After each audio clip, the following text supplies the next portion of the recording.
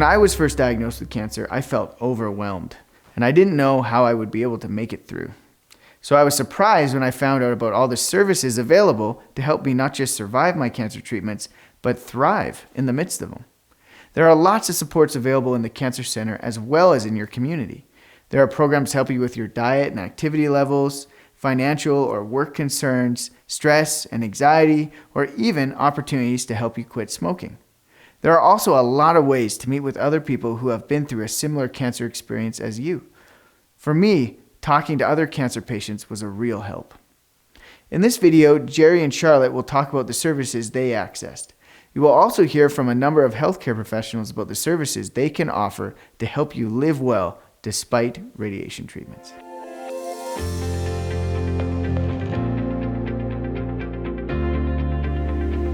Sometimes when we become really overwhelmed, we don't think that the little things we change are going to make a big difference for us. But I think it's really important, some of the basic things that people know and they hear all the time, but honestly, do we make those efforts to do those things? So do we get enough sleep? Do we eat properly? Do we drink enough water? Do we go outside and get a little bit of sunlight? Do we exercise a little bit?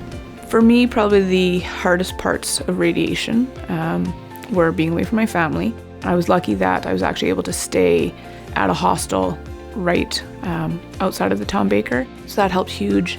It also helped me pass the time because I was so close to the Tom Baker. So I took advantage of going to a bunch of the classes at the Tom Baker, and that helped huge. The biggest thing for me was just keeping that mindset and the supports around me to be able to keep that mindset that this was my journey and I was going to just, do as much as I could to impact the outcome. So with that came, keeping myself strong, keeping myself eating well, keeping myself exercising, giving myself time with my family. And when I was home on the weekends, I was, in the moment, I was there. I wasn't doing other things. I had a week to do other things and research and read and all those things. I had a good attitude. That's another thing that's important.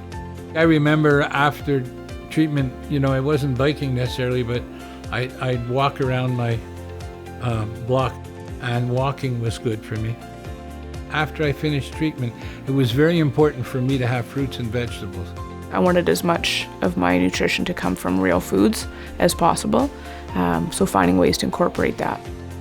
When Gerry was going to start his radiation, they took me, the partner, the spouse, whatever, they took me through the radiation room and showed me all the machines. So when he left the waiting room, I knew exactly where he was going, and I knew what was going to happen. So that was a very, very important part of the treatment, because the fear of the unknown for me was really bad, really bad. We all react differently, because if you would have told me that this is how I'd be reacting, I would say never, never. Oh, I'm going to be strong and stoic and everything, and that's not how I reacted. So I needed all the resources that were available.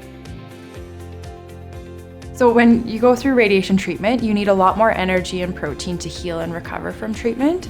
So that's why nutrition is really important. Hydration is generally important, and it doesn't have to be just water. It can be all types of fluid.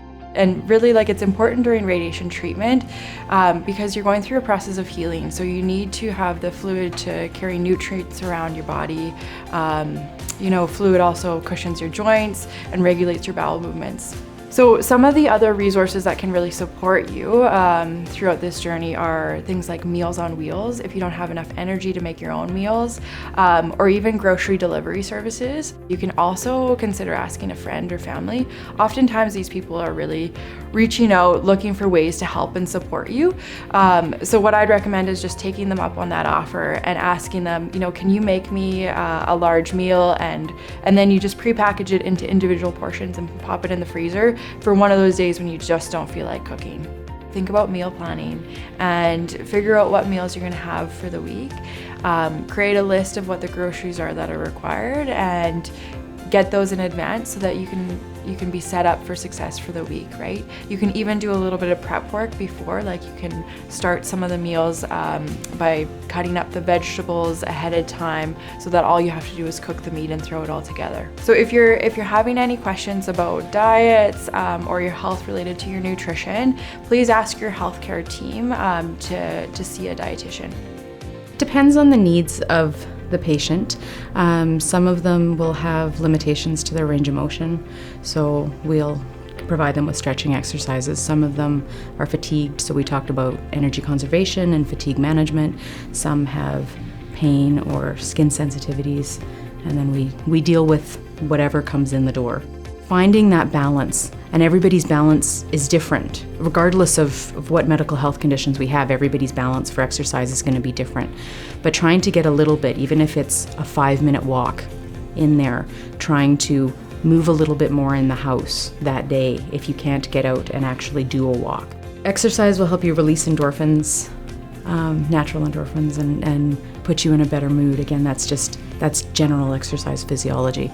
We also have occupational therapist on staff, and she works primarily with people who have difficulties with their activities of daily living, their day-to-day self-care, productivity, or leisure activities. There's also a speech pathologist on staff who will help with any speech, swallowing, or language issues as a result of your treatments as well. Simply asking your healthcare staff for a referral to rehabilitation oncology could get you through the door and come to see us. Social work is available to patients and their families. We would be able to provide different kinds of resources to help people cope with their cancer experience, as well as their family and loved ones. Within Cancer Control Alberta, there are a variety of psychosocial professionals that are available to help patients within the tertiary centers. So within Calgary and Edmonton, there's psychology and psychiatry.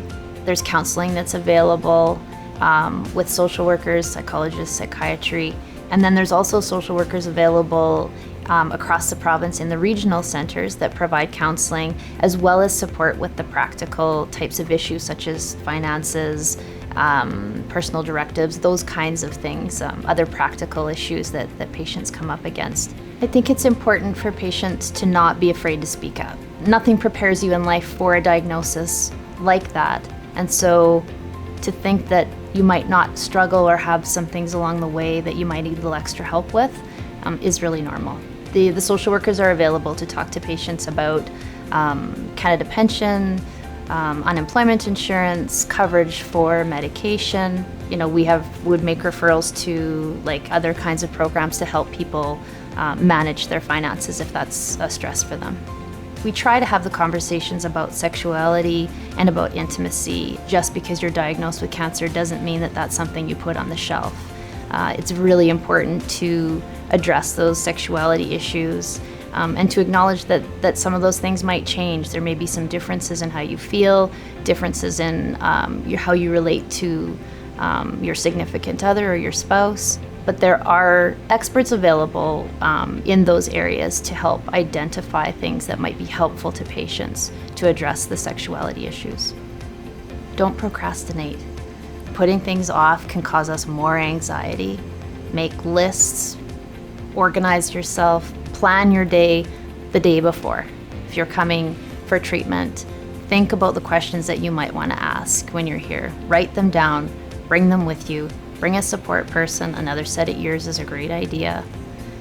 Write down your answers, because when you get back home, you might think you're going to remember everything, but you don't. That can cause people anxiety or a bit of stress.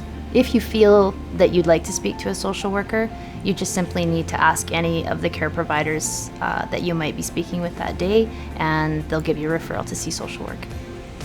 Not very many people feel in the mood to exercise or eat right or those sorts of things, and it's so easy to put it off till tomorrow. But just even taking that, go to the effort, putting on the outfit, putting on your shoes, step out the door. Even on those days when you're really fatigued, step out the door. Maybe you get 5 steps. Maybe you get 5 steps and you realize, not so bad. And you go a little further, and all of a sudden 15 minutes goes by or an hour goes by, and all of a sudden you are in it, and you do get in that moment. And on the days you don't, that's okay too. I had to accept what wasn't possible anymore, but embrace everything that could still be. You know, I could still be the world's greatest mother. I could still be a great wife. I could still be a great person. I could still help cancer care for future patients. And I think in a lot of ways it gave me the perspective I needed to be a better me. Even when in hindsight, I didn't think I was that bad of a me to start with. Both Gerry and Charlotte's stories show us that it is possible to live well despite a cancer diagnosis and treatments. It's important to remember that people want to help you during this time, and often you just have to let them know what they can do. Make sure to ask for help when you need it, and remember that you are an important part of your healthcare team. As you go through your treatments, I hope you always remember that there is so much more to you than cancer. When people look at you, they may see a cancer patient, but cancer is just a piece of your life. It may be a bigger piece for a while, but it does not define who you are. I've seen many people live well despite going through cancer treatments, and with the help of your friends, family, and healthcare providers, I know you can too. You have what it takes. I wish you all the best and good luck.